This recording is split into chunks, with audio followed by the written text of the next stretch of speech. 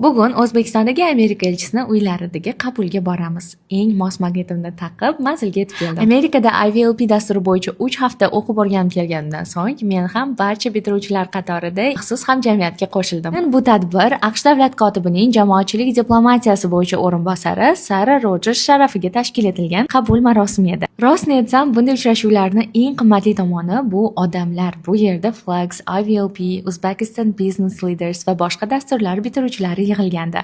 Bir oqshomning o'zida tadbirkorlar, jurnalistlar, turli soha vakillari va juda ham ilhomlantiruvchi insonlar bilan tanishish imkoniyati bo'ldi. Men tobora bir narsaga ko'proq amin bo'lib boryapman. Insonni muhiti uni hayotini o'zgartiradi.